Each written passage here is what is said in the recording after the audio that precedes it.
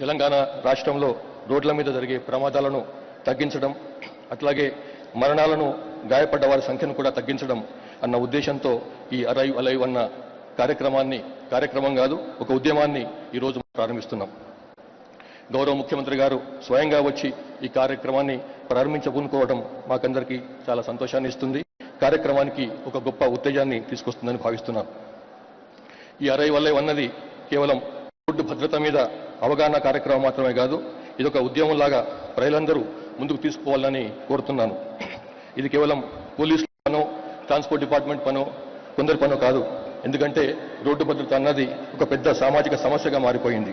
అందుకే మొత్తం సమాజానికి సంబంధించిన బాధ్యత కాబట్టే రోడ్లు మరింతగా సురక్షితంగా మార్చడం, ప్రమాదాలు తగ్గించడం, ప్రాణ నష్టం తగ్గడమే ఈ అరైవ్ అలైవ్ ఉద్యమ ప్రధాన లక్ష్యం. తెలంగాణ రాష్ట్ర పరిస్థితిని గమనిస్తే మన రాష్ట్రానికి 30,000 కిలోమీటర్ల మేర విస్తృతమైనటువంటి రహదారి నెట్వర్క్ ఉంది. దురదృష్టవశాత్తు ఈ రహదారులపై ప్రతి సంవత్సరం 27,000 రోడ్ల ప్రమాదాలు జరుగుతున్నాయి. వీటిలో 7,500 మంది ప్రాణాలు కోల్పోతుండగా 25,000 మంది గాయాల పాలవుతున్నారు. మనం గణాంకాలను పోల్చి చూస్తే తెలంగాణ రాష్ట్రంలో పోయిన సంవత్సరం వివిధ కారణాల వల్ల 800 మంది హత్యలకు గురైతే అదే సమయంలో 7,500 మంది రోడ్ల మీద మరణించారు. అంటే హత్యల కంటే 9 to 10 టైమ్స్ ఎక్కువ మంది రోడ్డు ప్రమాదాల్లో మరణిస్తున్నారు అన్నది తెలుస్తున్నది.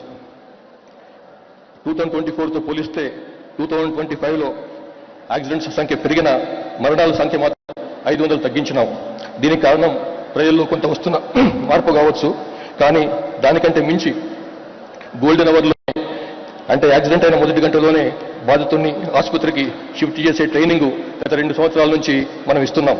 రోడ్ల పక్కన ఉండే షాప్స్, హోటల్స్, రెస్టారెంట్స్ ఓనర్స్ అట్లాంటి వాళ్లకు ఫస్ట్ ఎయిడ్లో ట్రైనింగ్ ఇచ్చి వారి ఏరియాలో కనుక యాక్సిడెంట్ అయితే వెంబడే స్పందించి బేసిక్ ఫస్ట్ ఎయిడ్ అందించాలన్న ఉద్దేశంతో ఈ శిక్షణ ఇస్తున్నాం. దానివల్ల కొంత మరణాల సంఖ్య కొంత తగ్గిందని భావిస్తున్నాను. అయితే రోడ్డు ప్రమాదాల మీద ప్రజల్లో సీరియస్నెస్ ఉండటం లేదు.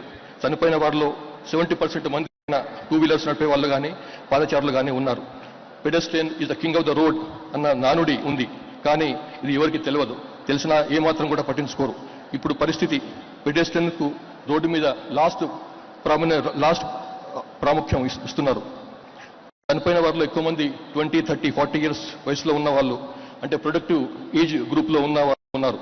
వారి మరణం కేవలం వాళ్ళ కుటుంబానికే మాత్రమే కాదు, దేశాభివృద్ధికి కూడా నష్టం కలిగిస్తుంది. అందుకే ఈ ఉద్యమం సమాజం కోసమే, ప్రతి కుటుంబ భద్రత కోసం అన్న భావన ప్రతి ఒక్కరిలో కలగాలి. ఈ లక్ష్యం సాధించాలంటే సమాజంలోని ప్రతి ఒక్కరూ బాధ్యతగా వివరించాలి.